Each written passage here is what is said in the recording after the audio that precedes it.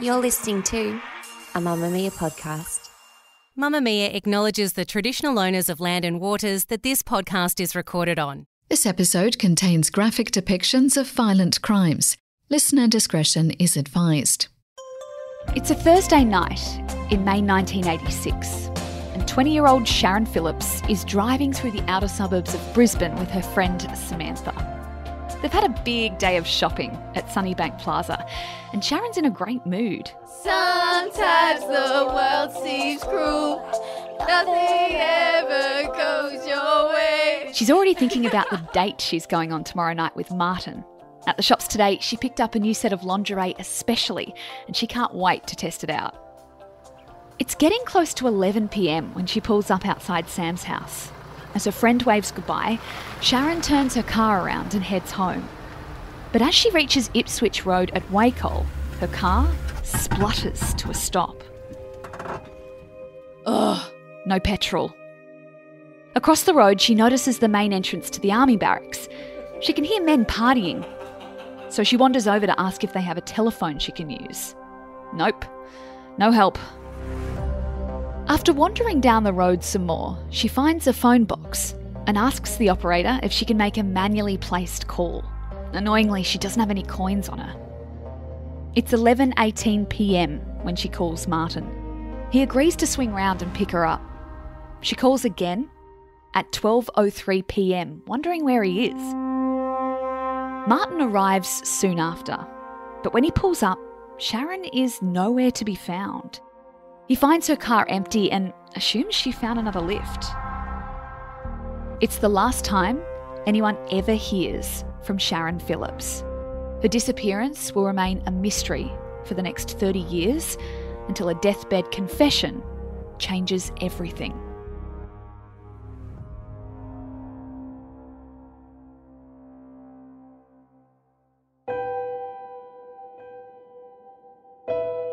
I'm Gemma Barth, and this is True Crime Conversations, a Mamamia podcast exploring the world's most notorious crimes by speaking to the people who know the most about them. In today's episode, I'm speaking with Kate Kyriakou, the chief crime reporter for Courier Mail Brisbane. Kate spent the last decade reporting on crime in Queensland and has joined us on True Crime Conversations before to discuss some of the state's most high-profile cases, including the murder of Daniel Morcombe and the inquest into Hannah Clark's death. Today, she's going to be walking us through one of Brisbane's most memorable cold cases, the disappearance of Sharron Phillips. Who was Sharron Phillips in 1986? Where was she at in her life at that stage? So Sharron was a 20-year-old young woman who was working at a fruit and vegetable shop, and she came from a really big, really close family. There were like 9 kids in the Phillips family, and her dad would sort of describe it later that if you took on one, you took on them all. So it was a really sort of tight family, and Sharron had a sort of a big personality, and she was a big girl. She was more than 6 feet tall. I think she was 183 centimetres.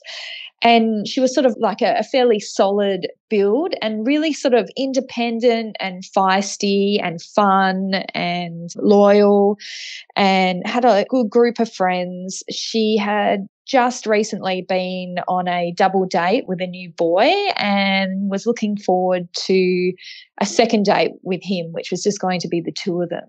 She'd also recently moved out of the family home, which I imagine must have been like a really sort of hectic house to live in with so many kids, and all of these kids being like, you know, kind of loud and big personalities and that sort of thing. And she'd moved into her own little unit that she was paying for by herself, and she'd set it up beautifully. You know, she had really nice furniture. She had pot plants. She had photos of her family members everywhere. And on the weekend, her younger siblings would come and take turns spending the weekend with her. So I hope that gives you a bit of an impression of the kind of person Sharron was. She was very much a family girl, but very independent.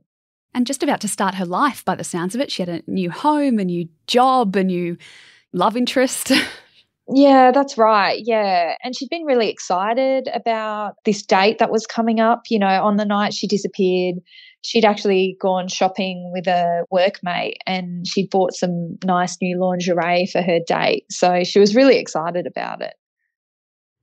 So after this big day of, shopping and fun, she drops her friend off. Then as she's headed home, she pulls over on the side of the road in Wacol. Why did she do that? Because it's quite late at night, isn't it?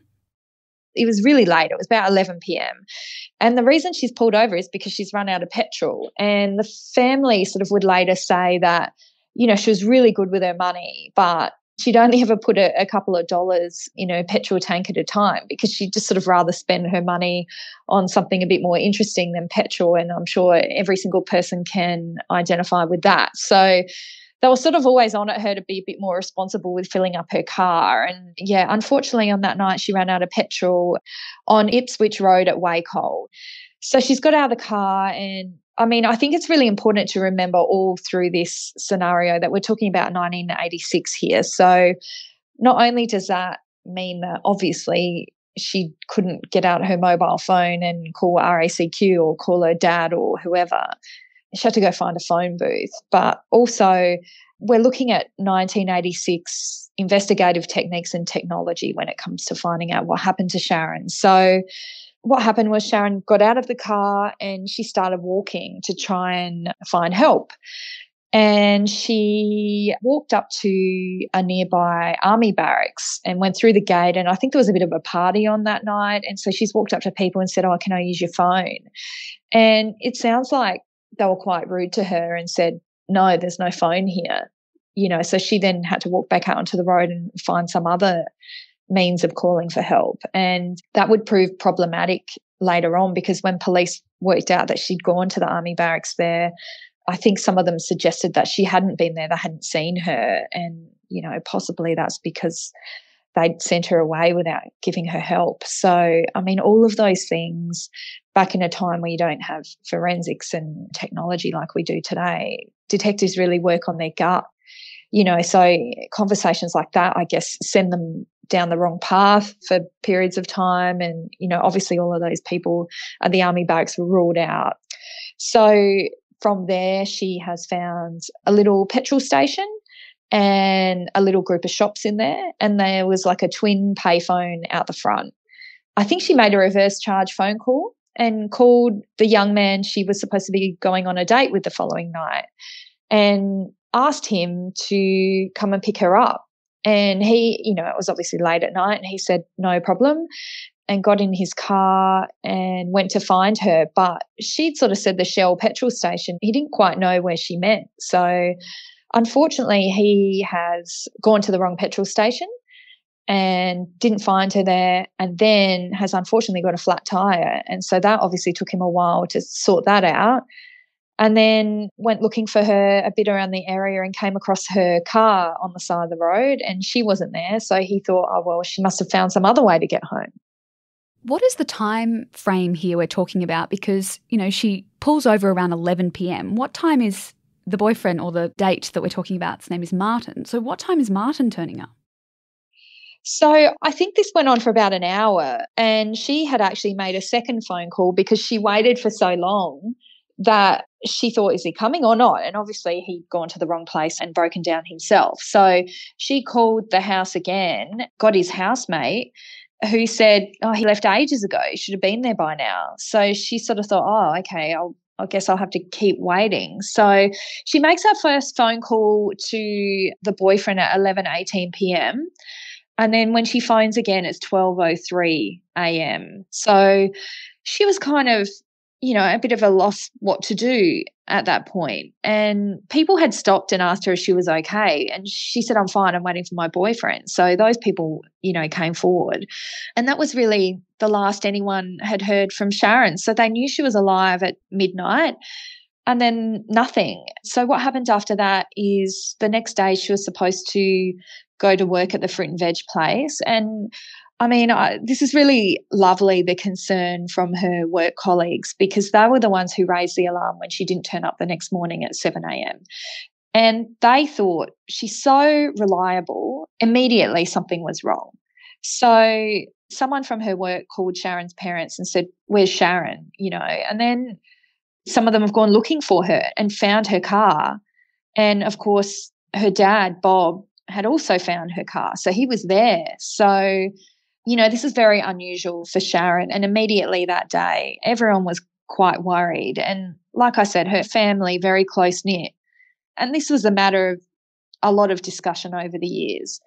I think, on the surface at the time, people thought her family had maybe gotten in the way of a crime scene or of the police or had sort of messed things up a little bit. But really, if someone you really love has gone missing, you don't think about that. All you think about is, where did she go? What can we do to work that out? Because Sharron wasn't actually reported missing until 8 p.m. that night, so on the Friday. So in the meantime, her family was trying to look for her? Yeah, that's right. So they were calling the boyfriend. They went to her car. They looked through her car. They went to her house. They got into her house. I think at some point, I'm not sure exactly when, but her family took her car home. And then the police got upset about that because, when it became a murder investigation fairly quickly, they didn't know exactly where the car had been parked. So they had to try and get the car back there. But, you can sort of feel this sort of situation where, her dad was a truck driver. He was a bit of a rough guy, a bit of a tough love dad who loved his children dearly. He didn't want to wait for the police.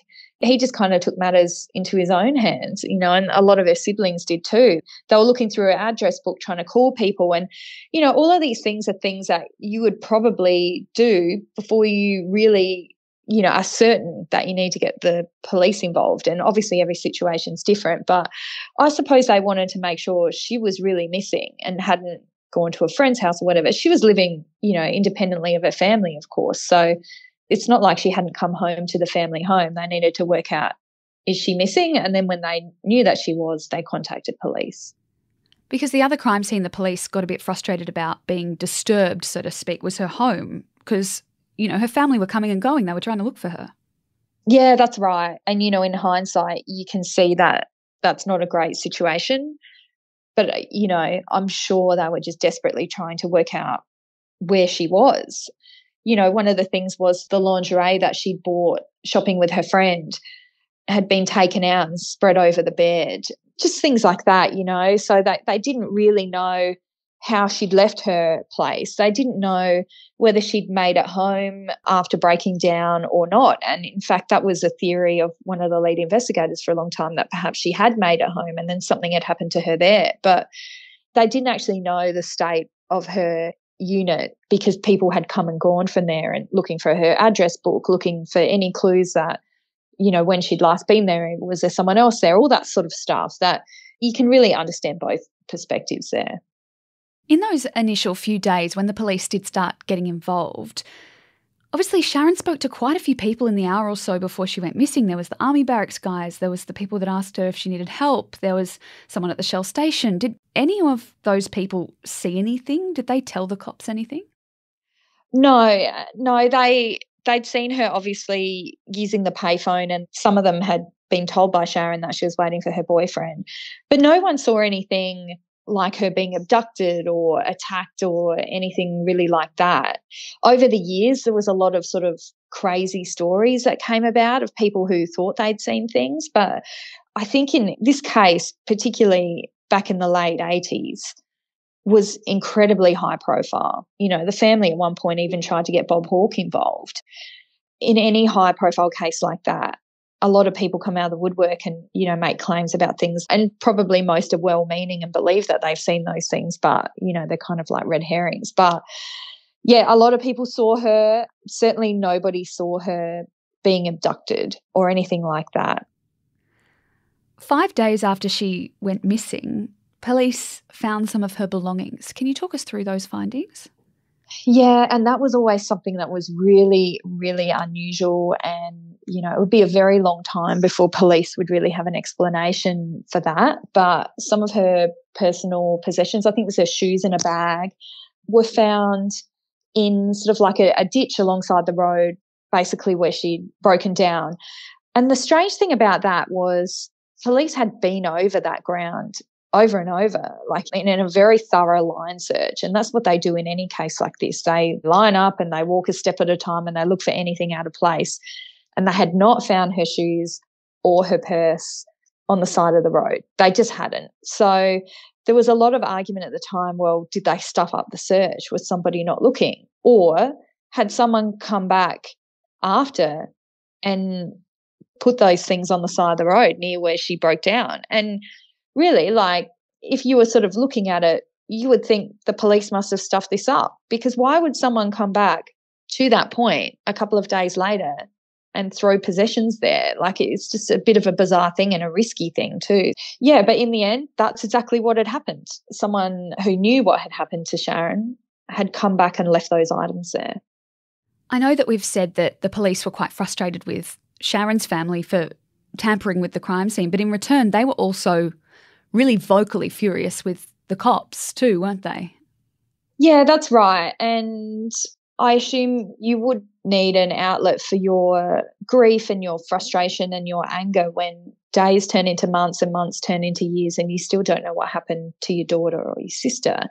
And Sharron's mother, Dawn, you know, this broke her, and I think it's fair to say it broke her father as well. And for a long time, her father was a suspect, you know, and still to this day, a lot of people, including relatives, still think it was Bob who murdered his own daughter. And, you know, that's a really sad situation. But, you know, over the years too, I think it's fair to say that Bob Phillips and the head of homicide at the time, a detective named Bob Dallow, they became pretty good friends. And they're kind of both rough kind of guys, and you can sort of see that they would get along. And for a lot of police, this job was one that they were so determined to solve and just never got there. And, you know, like I said earlier, it was a different era, and it's very difficult to solve cases like these back in that era where you don't have mobile phones that show everywhere you've been, and you don't have, you know, traffic cameras everywhere or CCTV or dash cameras. You know, if this had happened today, well, it wouldn't have happened. She would have made a phone call on her mobile phone. But if someone disappears today, you know, there would have been cameras like that shopping strip. There would have been all kinds of things that would have helped police work out what had happened to Sharron. But back then, there wasn't. They had to go with their gut. They had to walk the footpath and talk to people, and they just didn't get anywhere for a very long time. And, you know, that would have broken her parents. What was it about her father? Why were their family members accusing him? He was just a bit of a tough love sort of dad. And, you know, I think it happens a lot of times when tragedy like this hits a family, you know, for want of a better phrase, things can go to shit, you know. It's really hard for them. And this once tight-knit family really, I think Bob Phillips told media at some point that they were all estranged, and that's really sad.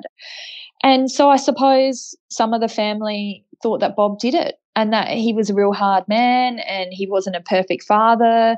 But then some of the other siblings are devastated by that, particularly the younger ones. You know, the younger ones were still living at home when this happened, and they saw his grief and his frustration and his despair and what he did to look for her. You know, like, in sort of going back over all my material for this case, I found an article about, at one point, Bob met with a psychic. And in fact, both Bobs met with this psychic, the police officer Bob and the father Bob. I find it extraordinary now that homicide investigators would consult with a psychic. And in fact, this one was flown overseas to come and consult on the case and try and establish what happened to Sharron. You know, Bob Phillips would be out there looking for his daughter everywhere with some of the other siblings. He dedicated half of his life to it, you know, just scouring the bush, any single tip or hint from anybody, and he'd be out there looking for her. And, you know, again, that's a pretty sad thing. I was looking what this psychic said had happened to Sharron, and some people, you know, have a lot of faith in this sort of stuff. I'm not one of those people. And I can tell you that nothing that this person said matches what police now believe. What kind of things are we talking about? What are they saying? Sharron was murdered by a scar-faced drug addict for no motive. Oh, wow. He is about 39 years old, light chestnut hair with a scar on the left side of his face. His face is wrinkled and rough-looking. His eyebrows are light-coloured and short. He was dressed in dark or black clothes, and on the left side of his top there was something like an emblem or a badge. The initials of his real name are AF, he has a false name now and uses the initials LG, and then gave a location where she was buried. That's so specific. Yeah, really specific. Here we go. The body of the girl is buried in this place near a tree stump and a water hole. And that was somewhere in the direction of Toowoomba.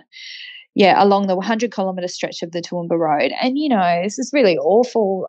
Her dad was out there looking in those areas for her. And he said at the time, he'd try anything, even if they never found out who did this to Sharron. If they got her back, if they were able to give her a proper funeral, then, that would have helped him. And when we get on to what police believe actually happened to Sharron, you'll see that information that the psychic gave is actually possibly the opposite of what came to pass. You're listening to True Crime Conversations with me, Gemma Bath. I'm speaking with journalist Kate Kyriakou about the disappearance of Sharron Phillips. Well, let's fast forward to January 1988 because there is an inquest held into Sharron's disappearance. And at that inquest, there's some pretty insane evidence that's put forward by a man named Robert John Brown. Can you tell us about that? Yeah, I think he gave some evidence that she was abducted by a group of men. I think he was a neighbour or he knew the family or something like that. I obviously did not report on that inquest at the time because it was a very long time ago. But they did say at the time it didn't progress the case. And I think a lot of well-meaning people come out in high-profile cases and they tell stories and they're just not always right. It doesn't mean there was anything vindictive about that person. At the time, it says he was a known alcoholic. Yeah, so it just wasn't right.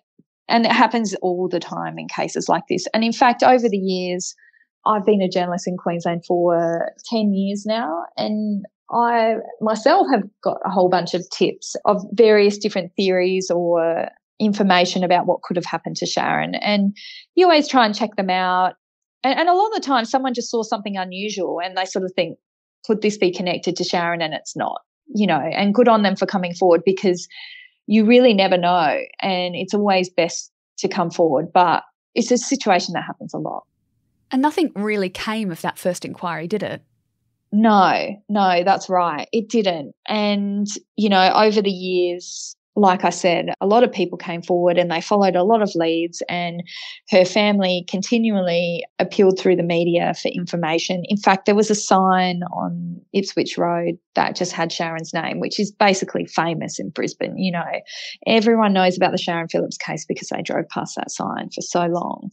And then if we fast forward to about 5 years ago, suddenly we have police doing an excavation of a stormwater drain in Carroll Park, which is sort of in that sort of side of town, looking for, potentially the remains of Sharron Phillips. I remember going out to that scene, and that's an extraordinary situation because, sure, police, chase leads and do searches all the time, but getting an excavator in and spending days out there moving huge amounts of soil, that's pretty extraordinary. They clearly had some interesting information to warrant doing that. They don't do it if there's nothing to back that up, or they don't have a very good feel about the information. Yeah, so what they had was a deathbed confession, essentially. That's right. So the son of the man who made the deathbed confession had tracked down Bob Dallow, who over the years, people like myself who might want to write a feature about Sharron Phillips to sort of keep her case in the public eye would go to Bob Dallow. So he was always in the media talking about the Sharron Phillips case. And I guess if you're trying to be heard by the police, you might also go to Bob Dallow. So this man, a man by the name of Ian, had tried to contact police with information. And again, on the surface, it sounds like one of these, I saw a bunch of young men bundle her into the back of the car and she was screaming and I saw this. One of those things that just goes nowhere. On the surface, it sounds like that. And so he didn't have much luck getting someone to listen to him. So he went to Bob Dallow. Few people know this case like Bob. And he told Bob a story. He said, my dad was a taxi driver, and in 2002, he died of cancer. Before he died, he confessed to me that he murdered Sharron Phillips. So he said that my dad was the night driver for a taxi belonging to a man who lived at the back of that group of shops where she made the phone call. And so at about 11 o'clock at night or so, he would finish his shift and he would go and leave his taxi at the back of that group of shops.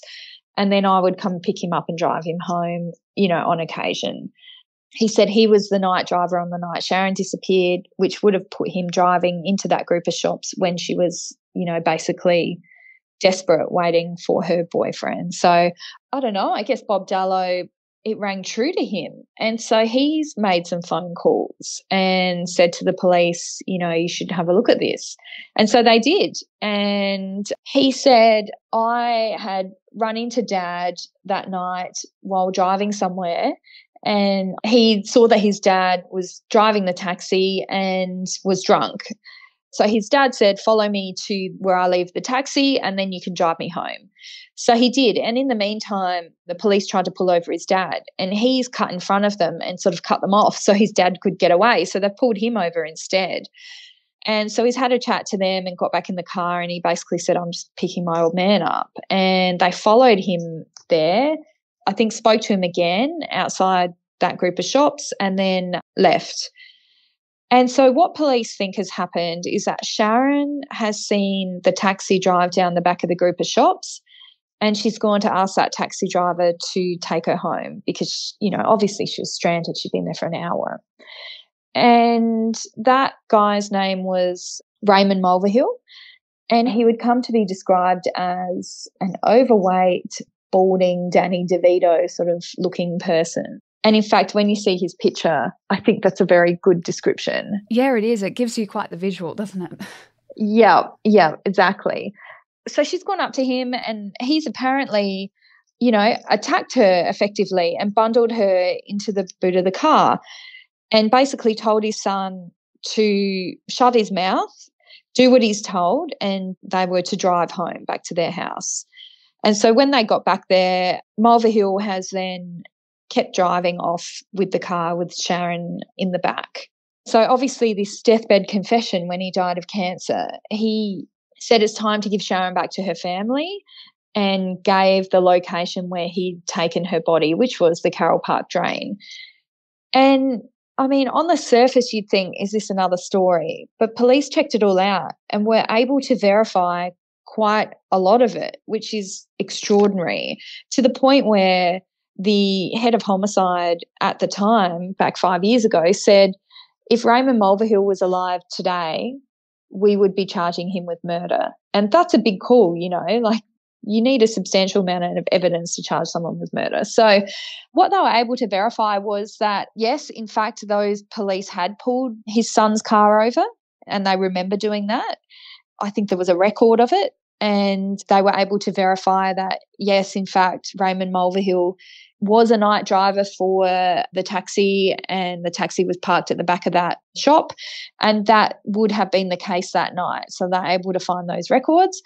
Even more compelling was, and this is, I guess, sometimes you feel kind of good about media coverage if it brings people out of the woodwork even decades later, and that's what happened. When the media covered the dig at the Carroll Park stormwater drain, a couple came forward and said, that reminds us, on the night Sharron Phillips disappeared, we were driving along that road where the stormwater drain is there, and we saw a man coming out of the bushes carrying a shovel to his taxi with all the doors open and interior light on, all that sort of stuff, basically covered in dirt. And they'd pulled over and said, are you all right? What are you doing? And he said, can't a guy take a shit in peace, basically? And they said, okay, fair enough, and left him to it. But when they described him, which they did to a T, even though decades had passed, they described the taxi, they described Raymond Mulvihill exactly, even though police at that time had not made anything public about the taxi driver and what he looked like. So that was a really, really important independent recollection. which verified what the son said about his dad telling him where Sharron was buried.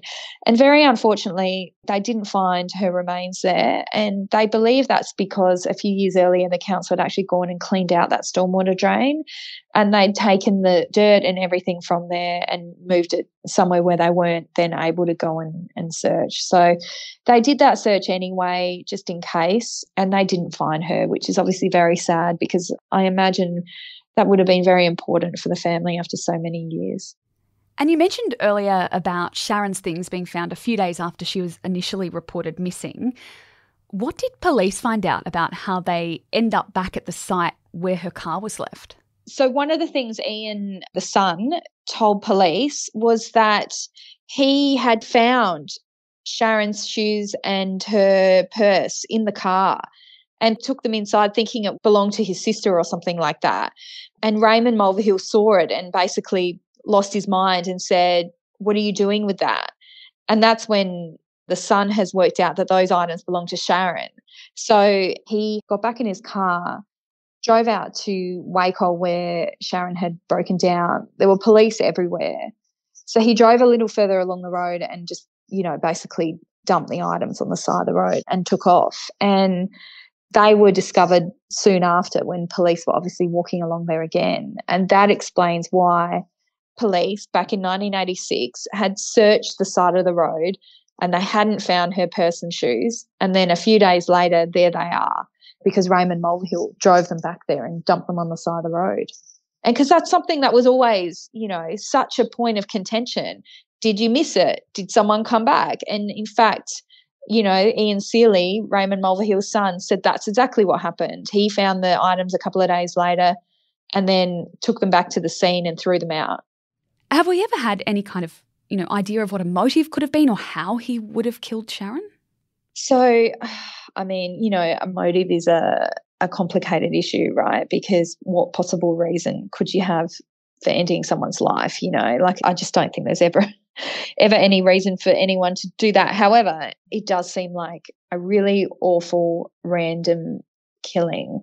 And it does make you think, if Raymond Mulvihill is the kind of person who saw a young woman stranded at a petrol station in the middle of the night and he grabs her and murders her for his own gratification, who knows? What else did he do? I know that there's even journalists in this building who remember him being a taxi driver back in that era and driving them out, to interviews or whatever. And they remember him talking about how much he hates women. So he's a pretty recognisable guy. I imagine a lot of people have similar memories of him. And I think it seems like he was just evil, Do we know why Ian waited so long? Obviously he waited decades since the disappearance, but he also waited quite a long time since the death of his father, if he was worried about that, 2002 to 2016 when he finds Bob Dallow. Yeah, I don't know the answer to that. And I know police have spoken to him, on various occasions. He is quite vocal about his dad. He believes his dad was an evil man. He believes his dad is responsible for more murders than just Sharron's. He said for a long time he was frightened of his dad, but yeah, I'm really not sure why it took him so many years to come forward. Well, there was another inquest held with all of this fresh information. And I want to pause here because hearing you talk about it like this, it's made me reflect on just why it's so important with these cold cases to keep talking about them, because you just never know when there's going to be fresh evidence. I think it's always really important to keep cold cases in the public eye, particularly if that's what the family wants, because it's always difficult for family to have it out there in the public eye over and over decades later. It's really difficult, but you just never know when some new piece of information will come forward that will solve it. And, Queensland Police have a cold case homicide unit that consistently goes over old cold cases and does things like uses new technology to get new leads, and they will go back and forensically test old evidence. They recently, in one cold case, they put up a billboard on the road where they believe that person, or, like a relevant area where they were last seen or something like that. They'll also do targeted Facebook posts and all that sort of stuff, because you just never know. And a lot of these cases are solvable because they just lack the technology back in the day, and we have that technology now. So there's a lot of scope to be able to go back and solve some of these cases. One of the testimonies that I was most interested in from that second inquest was Alison Clancy. She was the sister-in-law of Raymond, and she told the court that he had actually confided in her about his role in that crime. Like, he had spoken about it at a family gathering quite openly in 1992. He did apparently confess to a number of people. And I think either those people were scared of him or didn't really believe him, just sort of was big noting himself. But it is quite extraordinary that a case with such a high profile for so many years took so long for this information to come out. Some of these things you wonder why it didn't become evident at the time. Particularly a taxi driver working the night shift and pulling into the back of that row of shops, was he spoken to at the time? It seems like he would be someone who was in the right place at the right time, if that makes sense. Obviously, with Raymond now dead, we were never going to get a conviction, but is he confirmed to be the killer? What came from that inquest? What is the result here? So a coroner can make a finding like that. They can find that Sharron was murdered, and they can find that there's enough evidence to say that Raymond Mulvihill was responsible. And I think in lieu of being able to actually prosecute someone, giving an answer to family who have not known what happened to her for so long is valuable, and obviously I don't want to speak for them, but if you can't see someone face justice, at least knowing what happened to her is very important. So in this case, a coroner could find that he's responsible for her murder. And that's important, particularly for the memory of Bob Phillips, who died not knowing what happened to his daughter. Is there anything we can take away from this case? For me, it's that, those cold cases that we always see the cops talking about in every state, they'll come forward and, they'll mark an anniversary. Here in New South Wales, they marked the 11th birthday for William Tyrrell, which is a cold case here. Like, it just feels like we can never give up because you never know. Yeah, that's absolutely right. And recently in Queensland, they have made arrests in cold cases that are like 50 years old, so I totally agree that's the takeaway here. Check every lead, as police do, and never stop looking for answers, because you just never know when someone might come forward. And every single time I've ever interviewed police on a cold case murder investigation, they plead with the public. It's really the public that often solves these cases. And they always say it doesn't matter how tiny, insignificant the information is. If you think it could help, tell us about it. And then, obviously, if they have 5 people come up with the same tiny piece of information, then, that's really important to them. Or maybe that tiny little piece of information you have is the link that they need to link other pieces of information. You just don't know how relevant it is until you tell them, and they're the ones with the more complete picture of what they're looking at. So I find it extraordinary that couple remember seeing a man walking out of the bush carrying a shovel covered in dirt, getting into his taxi in the middle of the night at the exact place where, they looked for Sharron's body. And they remembered him to a T. They remember the taxi, and that's without that information being made public at all. That was such important information in this case.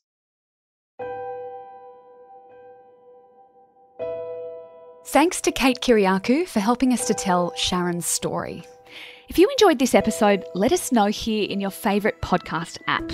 Even just by giving us a star rating, you're helping us appear in the podcast apps of more true crime lovers, which helps us keep creating the content you love. And if you want to take the next step in supporting our team of content creators, you can become a Mamamia subscriber. It costs as little as $5.75 a month and gives you access to every podcast, exclusive videos, and all our great articles. For more information, see the link in our show notes. True Crime Conversations is a Mamamia podcast hosted by me, Gemma Bath, and my executive producer is Gia Moylan. We'll see you next week.